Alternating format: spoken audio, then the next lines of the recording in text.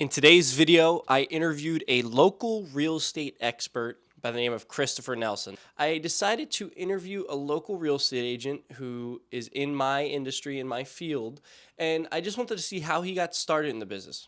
Now, did I not know how to record my audio on Zoom? Yes. So is the first half of the video have no audio of mine? Yes. But I do have his audio. So we're going to go through the questions I asked him and then I'm going to play his responses to those questions. So here goes nothing. So the first question I asked Chris is, what is it exactly that you do in real estate? What is your role that you play? And kind of explain that for us. Yeah, so I am a full service real estate agent. I've been doing this for about 22 years. My office is in Montgomery County, but cover about seven counties, including Montgomery County here in Pennsylvania.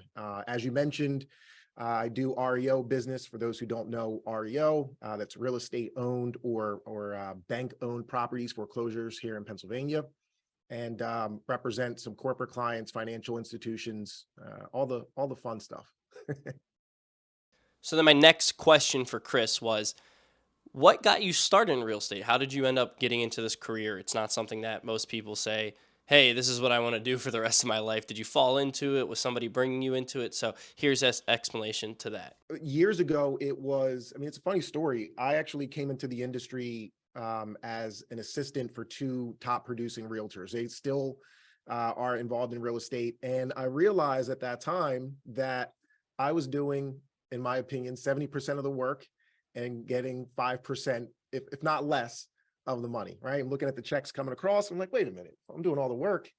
So quickly got licensed, went out on my own, built a book of business, realized that I needed some help. So I actually went back to my business partners, or the people that I was an assistant for, and then became a partner with them. And 22 years later, we've gone through some ups and downs. I'm no longer partners with them, but 22 years later, here I am. So I think just being involved in real estate at an early age, seeing the freedom, seeing the money that you could create if you wanted to dig in, is really what motivated me from getting in that, getting out of the assistant seat to running, an office. Then I started by asking Chris, what did you think was the hardest setback in your career in this field of sales and real estate, mortgages, the whole nine yards? There's a lot of setbacks that happen in people's careers. And I wanted to see what his hardest obstacle was that he faced throughout his 20 plus year career.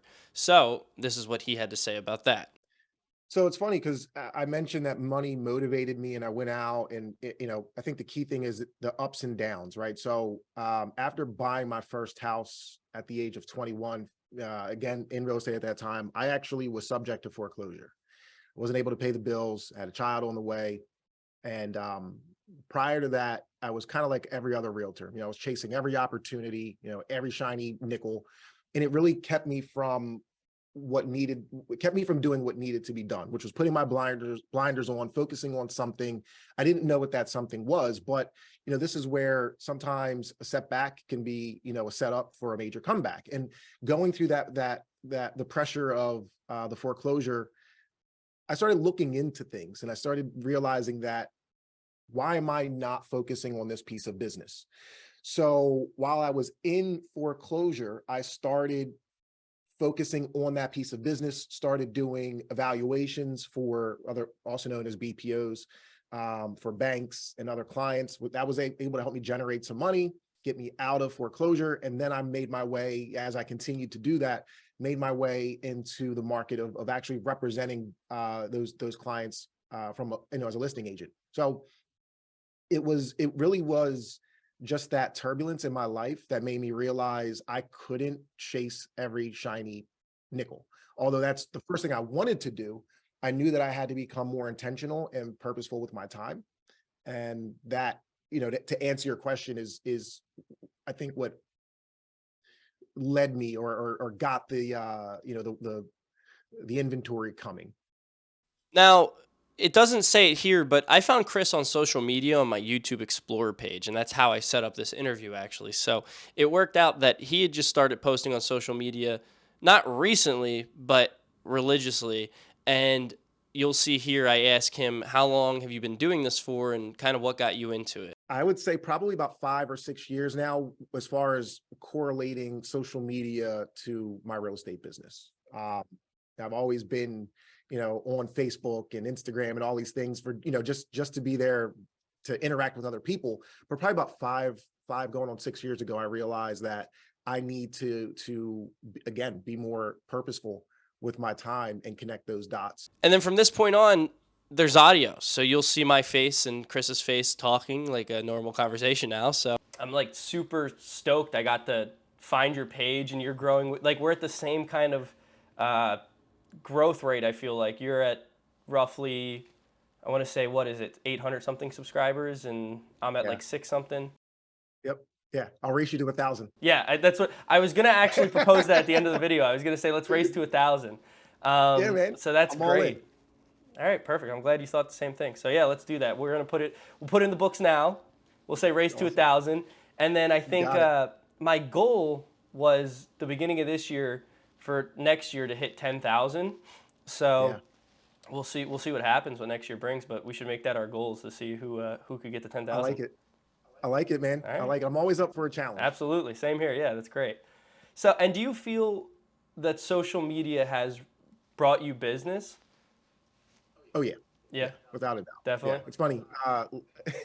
Yeah, you may have seen the story. You may not. The day before Thanksgiving this year, I'm in Costco. My wife's at work. She's like, "Hey, I need you to get these things I forget." So I'm pushing the cart through Costco, and I hear, "Hey, Chris, go Monco."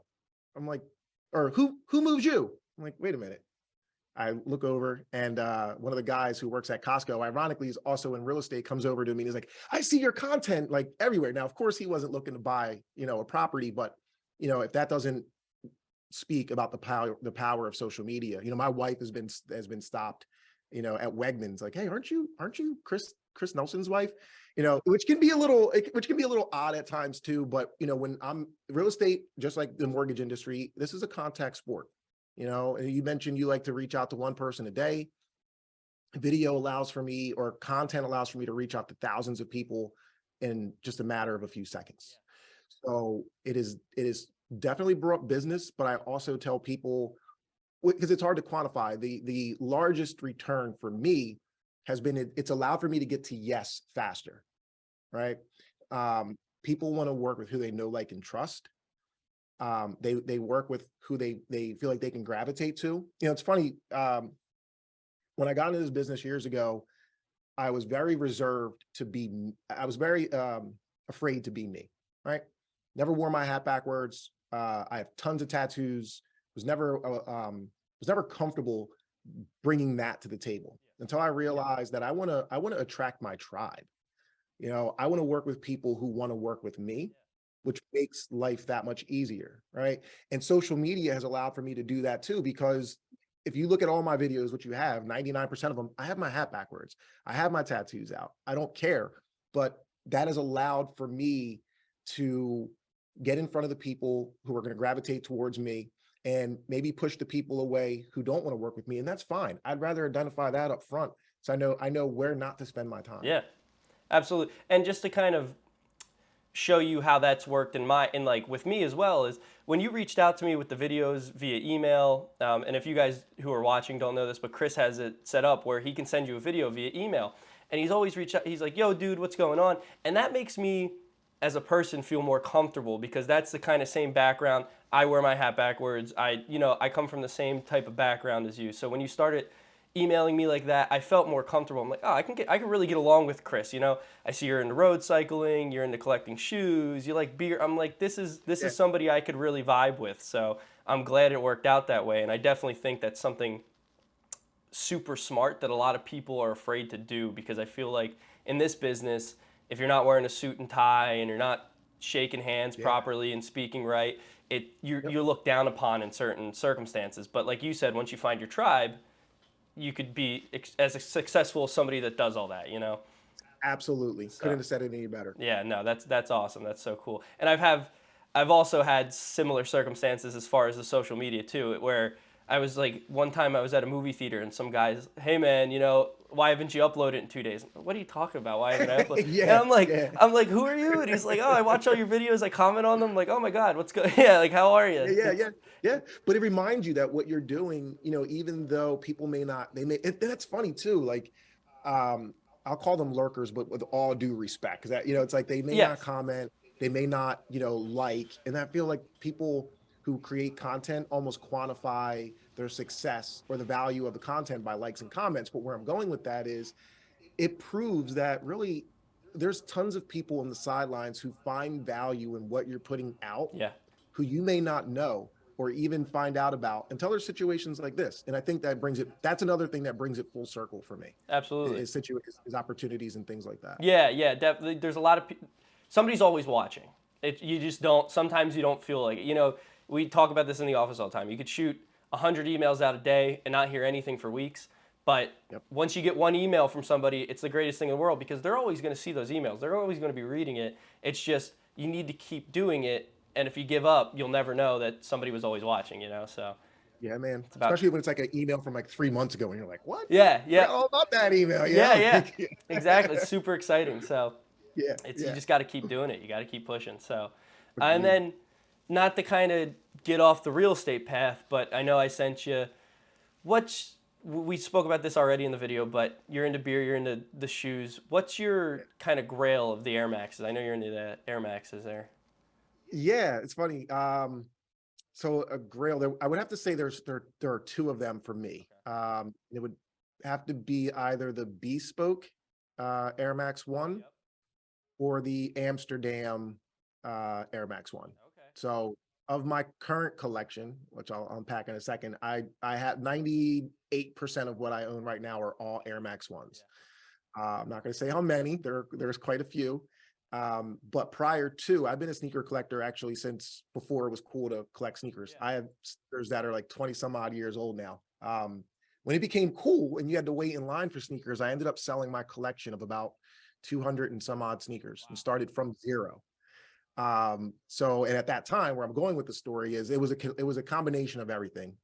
Jordans were really big growing up for me. So I had a ton of Jordans, Air Maxes, Air Force Ones, Yep. Asics. But now I try to keep it simple, and they're all Air Max ones. But Awesome. those are the two that I need to get my hands on at some point. Okay. All right. Awesome. Nice. And then, as far as this will be a little shout out to Rory and his side of the family. So what's your Rory's really big into breweries and he's been getting me into Yeah. beers. So what's your would you say your favorite brewery to go to in the local area? Oh, local. Okay. Because I know Um, you're big with the that's a community. that's I a notice you like giving back to the community. You're always yeah, showing different things to do in the area. So what's yeah. your favorite local spot? Oh, that's a tough one because there's a lot of really, really good ones. I'm gonna I'm gonna say Well Crafted. Shout out to Well Crafted. They're literally, I could see their brewery out of my office window right Okay. now. I'm really, really supportive of everything Lansdale.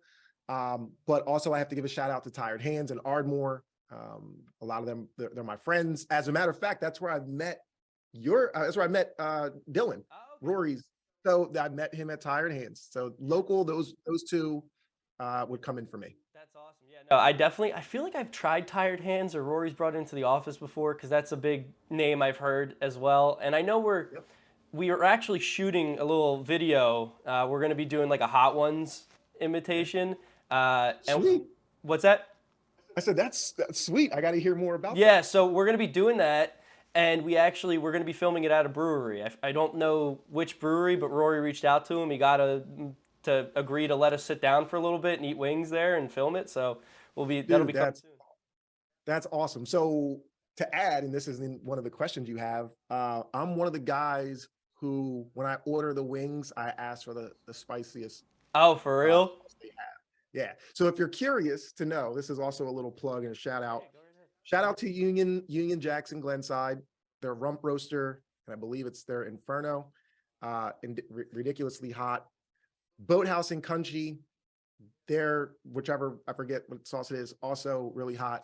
I think those are probably the best two spots to get wings in all of Montgomery Where's the County. place in Glenside? I'm gonna write this down because that's where my office is. Union, So yeah, Union Jacks in Glenside. don't hold me to it. It might be like Old York Road. So I'm like, it's really easy to find. If you like German beer, which I'm also really, really fond of, it's a great spot to go and get German beer, which you can't find in too many other tap Okay. houses and breweries around here. But yeah, phenomenal wings, man. They're known for their wings. Awesome. Awesome. Well, look, if you're ever in Glenside and you want to get wings, we could do another video sometime if we ever link Count up me in in. person, and we could. Count me in. Yeah, that'd be awesome. That'd be really cool. But no, I think that's pretty much all I got. I didn't want to. I mean, 20 minutes is plenty of footage for us. I feel like for right now.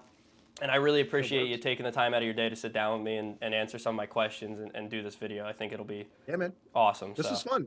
It was fun. If there's ever anything I can do, to be of value to you, let me know. yeah. I'm excited to see what you guys roll out for the Hot Ones series, and keep me posted. If I'm around, I'll stop by while you guys are putting that together. Yeah, no, absolutely. If you guys are still here watching, thank you so much for watching the whole video. You may see another Chris and Mike video soon where we're eating extremely hot wings. So who knows what's to come in the future, but we'll only find out if you subscribe and stay along. So again, thank you for watching. Hit the subscribe button, hit the like button if you liked the video, and if you want to see anything else, comment down below. Let me know what you want to see.